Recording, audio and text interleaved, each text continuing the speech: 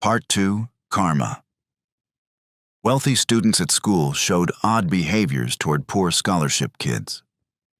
The timing fit exactly with Randy's alibi. He'd been at a required study session. Preston had planted the evidence. That afternoon, Emma found me in the library, her face flushed. She slammed a notebook on the table. "I found the journal," she said. "The one you told me about?" It was under Preston's bed. I saw the page about me. She had read what Preston wrote about her, how she was academically useful, how her family's finances made her easy to manipulate, and how dating her would isolate me. She confronted him. He didn't deny any of it. Just smiled and said, "You were a tool." Now she wanted in. And she had receipts, voice recordings, screenshots, and more. We worked with Mr. Petrov to create a written statement. Sarah suggested we store copies in multiple places. One went to her embassy-connected parents, another to a friendly teacher, a third into a rented safety deposit box in town. We were learning. When I brought Petrov's account to campus security, they shrugged. No physical evidence, they said. And policy says any found substances are destroyed. I wanted to scream, but I didn't. Not yet. We met late that night in Sarah's dorm room. Our team was real now, me, Sarah, Marcus, and Emma.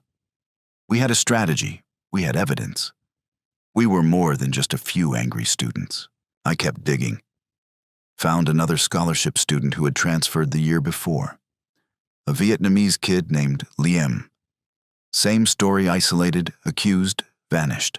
His social media was wiped, but Emma managed to track down a post he made just before deleting everything. When power protects power, truth becomes irrelevant. Sarah shared it on her account, and it blew up within our small school bubble. Messages started rolling in. More students came forward. Stories of Preston's cruelty, intimidation, and sabotage. Destroyed essays. Ruined group projects. Whisper campaigns. Setups. It was bigger than we thought. But we held back. Sarah insisted. "No leaks," she said. "Not yet. We need this airtight. If we go too early, Preston's dad will bury us." She was right. And then Preston's father arrived. Officially, it was for a board meeting. Unofficially, it was damage control. He toured the school with the headmaster, ate lunch with board members, made sure everyone saw Preston glued to his side, smiling perfect. Meanwhile, Marcus took a huge risk. He recorded a lacrosse team meeting. In that room, Preston dropped all pretense. He bragged about keeping undesirables out, said maintaining standards was his duty, laughed at how easy it was to clean house. The recording caught it all: slurs, classism, pure entitlement. Some teammates looked visibly uncomfortable, but none said a word. Then something none of us expected. Astrid flipped. She found her name in the journal. Preston had written about her too, her family, her weaknesses, how to use her reputation. It hit her hard. She showed up to our next meeting with a USB of Preston's backup files. He'd shared them with her when she helped with college apps. She wasn't pretending anymore. She was livid. Preston tried to bribe me soon after. He found me outside the dining hall. "Let's be smart," he said. "You want honors, a glowing college rec, I can arrange it. All you have to do is stop." I laughed in his face. He didn't even realize how done he was. The files Astrid gave us were a treasure trove. Preston had kept detailed dossiers on dozens of students. Family income, personal insecurities, medical records, test scores, even gossip. It was disgusting. We discovered his web of influence was actually smaller than he made it seem. Most of it ran on fear, not fact. Marcus helped us crack his cloud storage. He'd memorized the password after watching Preston type it 100 times. What we found confirmed everything: emails between Preston and his father, full of phrases like maintaining culture and keeping it clean. Sarah's parents sent a formal message to the school board disguised as diplomatic concern over educational equity. Other parents began doing the same. We held nightly strategy sessions in Sarah's room. We talked openly, shared stories, built trust.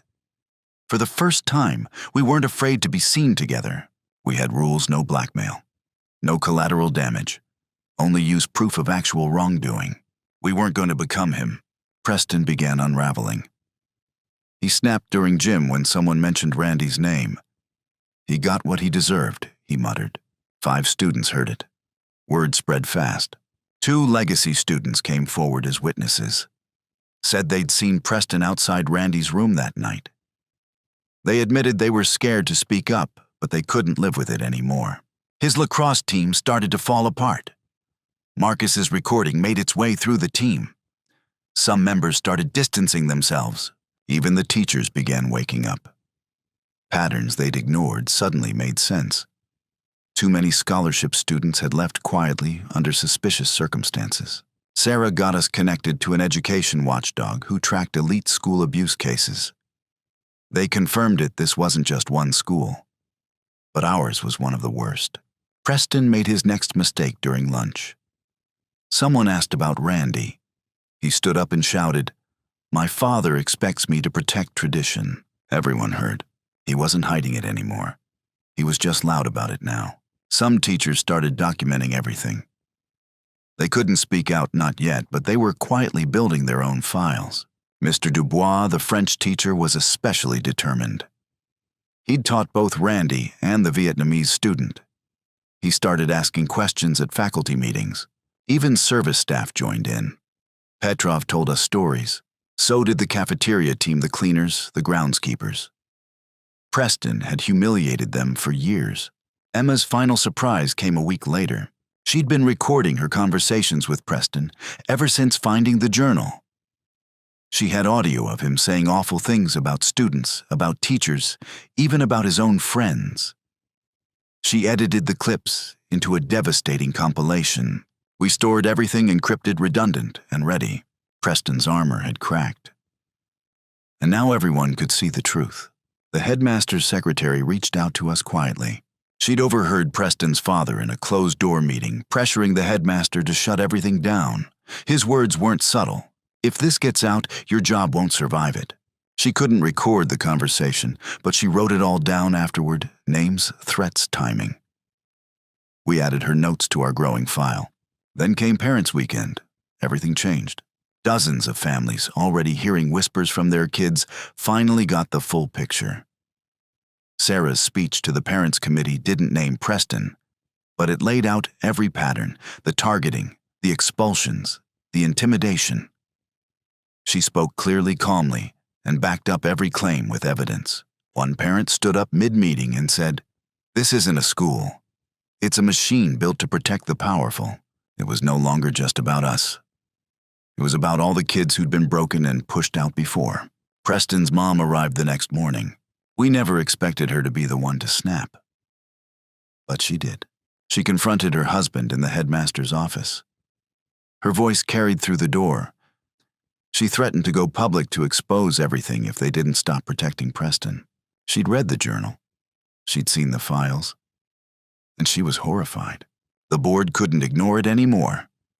Not with parents threatening legal action, not with embassy involvement, not with evidence this detailed. The board called an emergency vote. They agreed to reinvestigate every expulsion of a scholarship student from the past 3 years. The risk of a lawsuit or worse, media exposure was too big to ignore. Preston's father tried one last threat. He cornered me after a committee session and said, "You'll never get into college. I'll make sure of it. No one will touch your applications." Over the next few days, I started getting rejection letters from schools that had already sent me warm feedback. One application vanished completely. Missing documents, they said. But he'd miscalculated again. My allies weren't just students now. We had teachers, parents, staff, and diplomats on our side. Then came the scare tactics. Marcus found a note under his mattress, warning his family's immigration status might be reviewed. Sarah got messages referencing her parents' diplomatic assignments. These weren't just threats. They were desperate, personal, and sloppy. Preston and his father were backed into a corner, and it showed. Marcus almost broke. His parents were terrified, but he came back to us after a night of silence, jaw set, eyes fierce. "If I back down now," he said, "what's the point of anything we've done?" That was when the education advocate Sarah's parents had connected us with gave us an option. If the board didn't act, they would go public. International media, human rights groups, everything. Then Preston made his fatal mistake. He tried to threaten Sarah's parents directly. Probably thought he was clever, a vague message about protecting reputations sent through an anonymous email account. But her parents worked in diplomacy. There are protocols for that.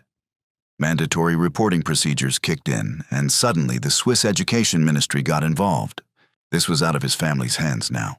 The school was under review. Every expulsion, every disciplinary report, every locked file was reopened. Preston denied everything at his hearing. Called it a witch hunt.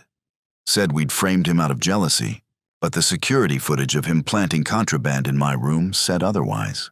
We'd set a trap Marcus had warned us in advance. A camera in my bookshelf caught him slipping a small package under my bed.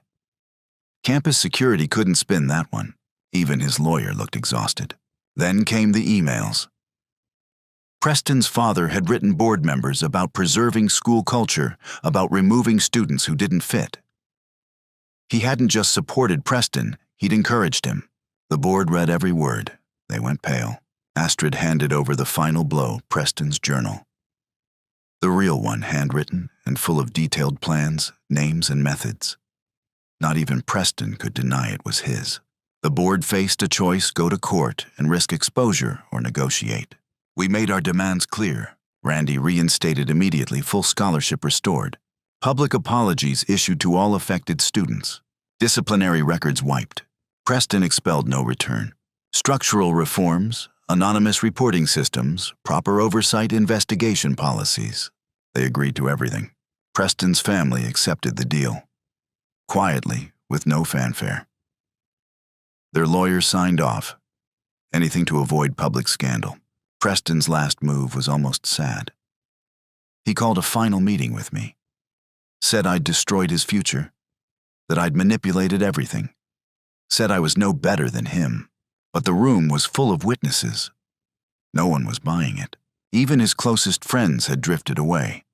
The moment the truth became public, they abandoned him, not out of guilt, but self-preservation. 3 weeks later, Randy came back. He was quiet, reserved, and polite like always. But there was a strength in his walk now. His place at Yale had been held, his scholarship restored, and most importantly, his name cleared. The school honored him with a formal apology. The new policies were already rolling out. The headmaster announced his early retirement for personal reasons. Other administrators quietly stepped down or were reassigned. The old power structure was collapsing. Preston withdrew from school. His family handled the logistics in silence. One last twist of irony, their donation now funded a new scholarship program. For Syrian students, the metal detector in the library was removed. Legacy Week was abolished. Change was slow but real, and it was just the beginning. The school was changing slowly but for real. New policies were put in place. Scholarship students got formal protections. Reporting systems were anonymous now. Investigations were required, not optional. Student oversight committees had teeth. No more sweeping things under the rug. For Randy, it came too late to undo what had happened, but not too late to make it right. He rejoined classes quietly, no announcements, no parade. But his presence said enough. He'd been erased. And now he was back. The alliance, me, Sarah, Marcus, Emma, and a few others stayed close. Not just allies anymore, but something deeper. We had lived through hell together. Fought our way through a system built to crush us. Sarah ran for student government and won. I was elected student body president, backed by a coalition of scholarship students, international kids, and even a few legacy students who wanted things to be different. Marcus got a full ride to MIT. Emma decided to study journalism.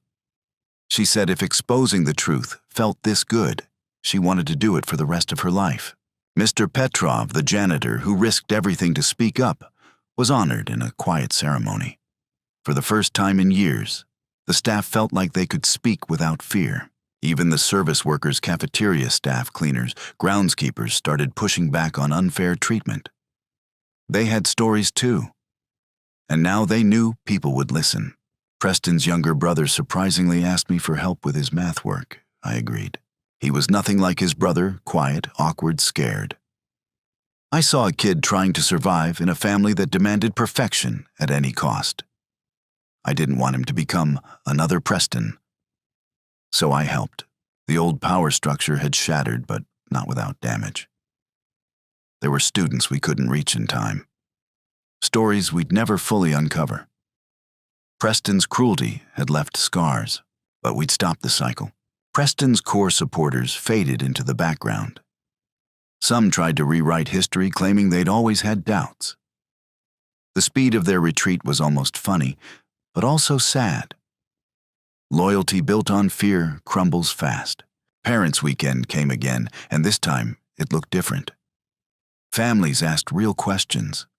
They knew what had happened now. The masks were off. Sarah's parents pushed for the school to partner with educational watchdogs. They said silence had nearly ruined their daughter's future, and they weren't letting it happen again.